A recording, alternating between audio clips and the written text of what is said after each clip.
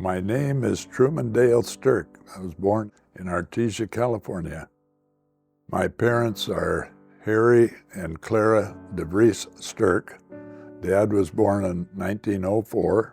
My mom was born in 1912. My parents met there in South Dakota. My mother had gone there to work, I guess like a nanny. Met my dad there and got married at 1936 in California.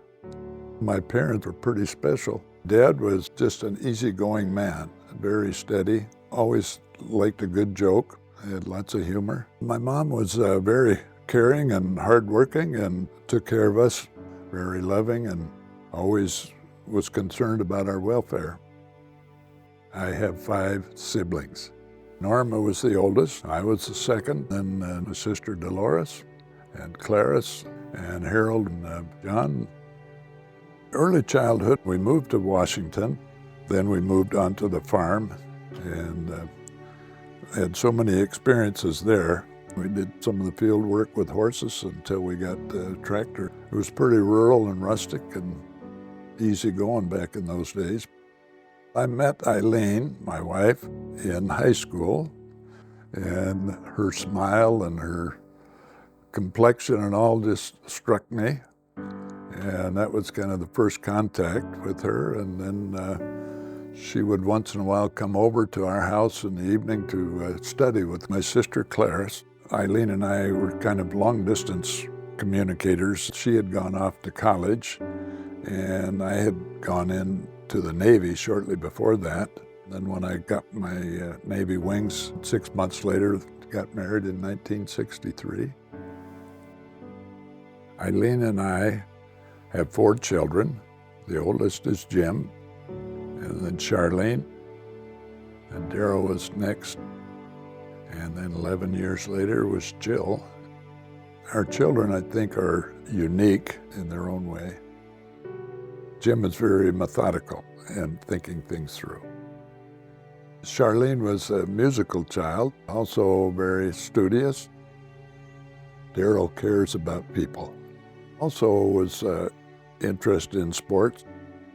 Jill was kind of a special child because she was late and we were not supposed to have other children, so she was a bit of a surprise.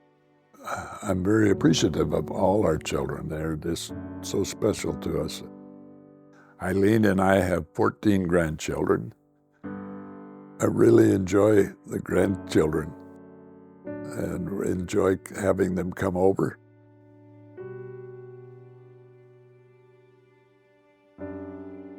I joined the Navy in 1961 and we were involved with the draft, and instead of being drafted in the Army, I had decided I wanted to fly airplanes. Went to flight training and I ended up flying during the Vietnam War. I often read through Psalm 91 before we go on a dangerous mission. In the psalm it says, "You'll not fear for the terror by night or the arrow that flies by noonday," but also I think a promise in our time is not arrows, but missiles and bullets and anti-aircraft shells. Also in that psalm, it says, 1,000 may fall at your side, 10,000 at your right hand, but it will not come near you. I believe God takes care of his promises even still. And that was impactful, I guess, in my life, what shaped my life. Later, I became an airline pilot for United Airlines for 32 years.